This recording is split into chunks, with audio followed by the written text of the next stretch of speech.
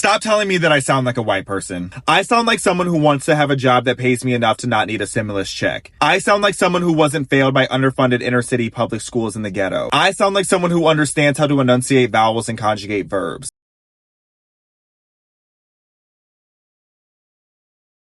Their best white voice, okay? Already. That's why nobody like us. Everybody loves us, actually. My name's China. I'm 34 years old, and I'm from Gary, Indiana. My name's Ariel. I'm 14 years old. From Georgia. I'm a Valley girl. Hello, my name is Landon. I'm 18. I'm from Arkansas, Little Rock. My name is Aubrey, and I'm 14 years old. My name is Alwani. I'm 67 years old. And I'm from... My name's Anija. I am 16 years old. I'm from Rockdale, y'all. The fact that Alani, the 67-year-old little girl, the fact that even she knows and it's embedded in her at that age already that we have to code switch or the terminology use our white voice. I don't know if any other ethnicity or culture has to do that. I mean, do you know anyone else who uses a white voice or code switches other than African American people? If you do, leave a comment down below and we'll talk about it. Shut up, fool. I'm on the phone. You see me talking on the phone, fool? Hey. Hello, how are you? My name is Anthony. I'm just calling to see if my check cleared for today. If you could just check under Anthony Davis, that would be so great for today. Shut up on the phone. Yes, I'm still here. How was your day? I bet you it's great and showering down sunshines and gumdrops today. Now that one right there, that strikes a lot close to home. I know that I've definitely done exactly what he's done. It's just the fact that we talk or that we speak with an accent most of the time, that we speak Ebonics, that African American people have our own lane for language. We feel that we have to adjust ourselves in order to speak to someone else who's not of our ethnicity or culture, just to be taken serious. And that's where the problem is. It's the fact that we do it to only be taken serious. So whoever says that racism doesn't exist, this is another form of racism, having a code switch or use a white voice. I'm thinking about being he, him, pop punk. Oh, dude, you already got the hair for it. All right. Broke somebody, death or dead. Nah, man, he's got something, though. Yo, that kid actually has talent, though. To get your voice to do that is not easy. He watched a lot of white people sing to do that. You just can't get that note without studying white people. He had no idea that a white voice could come out of a black mouth. And I guess that's something that we should also take a gander at as well, for the fact that a specific sound or a specific tone or speaking proper English is considered to be white. And I get it. We were brought here as slaves, so English is not even our native tongue. So when we learned how to speak English, it was broken English. That's where Ebonics came from. It came from us not being taught the words, just hearing the words and manipulating them to sound the way they should for us to understand with each other while we communicate with each other. So that's where Ebonics came from. It didn't come from just, or black people are lazy. We weren't taught this language. We had to learn on our own. So for the fact that now when we make phone calls to banks or restaurants or whoever, we have to suddenly say, oh, let me speak like them so that they won't know that it's a black person. And we do that so that we can get acceptance in a way, which is really sad.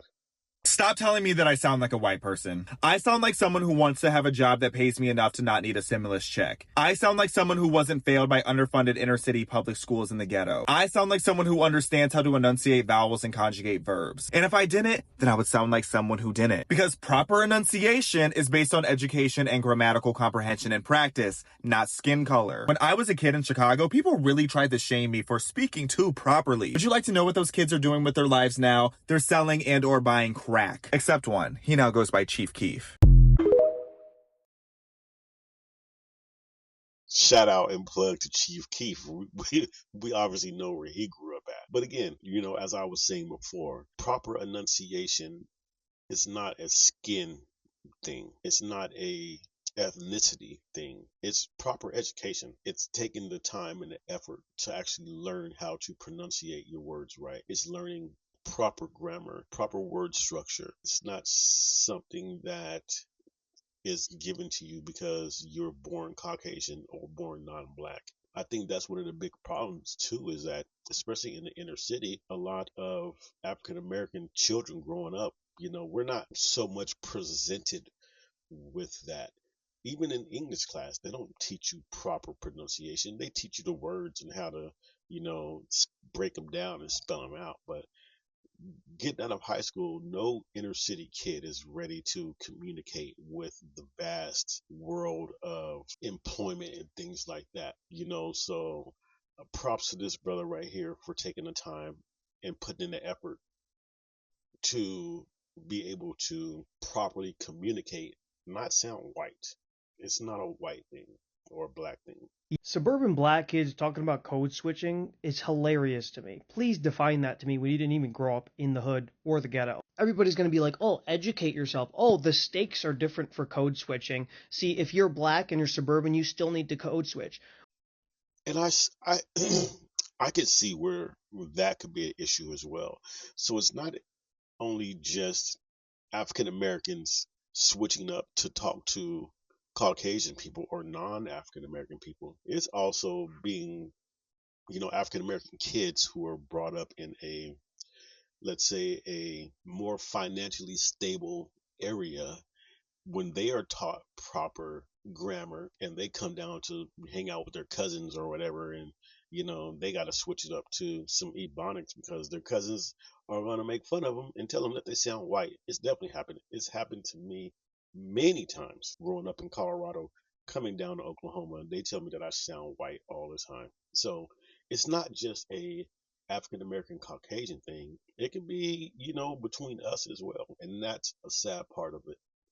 Well, let me tell you something. Actually, black suburban kids are code switching the opposite direction. They grew up speaking proper or white or whatever the fuck you want to say, and they switch to fit in with their black counterparts that haven't grown up in the suburbs. I'm telling you right now, this is how it works. This is our thing. That's desperately what you want it to be, which is crazy to me because you have white people or non-black people that grew up in the hood or the ghetto and they genuinely talk the way that you're talking about, like they talk black, which is a stupid thing to say. And yes, they do have to code switch. And again, like I said, it's not just, again, us versus them or a black versus white or an African American versus a Caucasian thing. That's even in our own inner circle because you will get roasted by people in the black community for not speaking hood or not speaking Ebonic. And I mean, that's another sad thing too, that, we will make fun of another person because they're educated. And to me, that just goes to show where, the decline in perception and education in our community is at, for the fact that we would belittle someone because they're educated. I mean, that kind of makes no sense at all to me. We need to do better. As black people, we should stop code switching, because why are we the only people that have to code switch and tone down our blackness or up this part of ourselves to be accepted by everybody else around us? Like they say, if you're the only person that's doing something in a relationship, psychology calls that overfunction. And why are we the only human beings, the only race that has to overfunction for all these people? Like just for like a month or like even a week or a day, we should just all collectively stop code switching. And it's just like, let's just see what happens. And that's something that I learned today too. Our psychiatrists, I'll have to look that up, but psychiatrists saying if you're the only one doing something in a relationship is called overfunctioning. I like that. Thank you, young African American man, for enlightening me on that. But he is also right.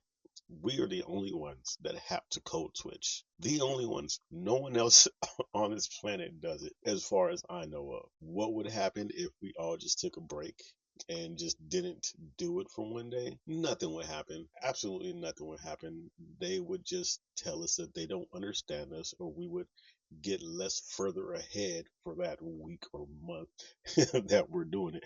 But ain't nothing changing, man. Everyone knows how we speak, especially coming from the inner city. It's a given.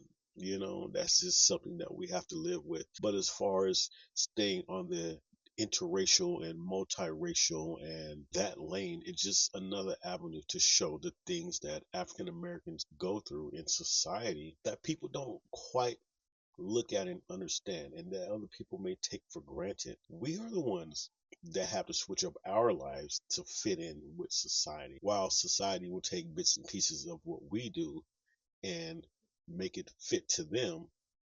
That's just another way that shows that our acceptance is not 100%, that we're good for certain things and certain things only. And if they're not taking what we have to make it work for them, then we better straighten ourselves up so that we can work with or for them. Again, thank you all for being here. Thank you all for all of your comments, your likes. Thank you all for subscribing. I'm still on the road to 1,000 subscribers. So if you enjoy this media that I'm putting out, please share with your friends, and I'll see you soon.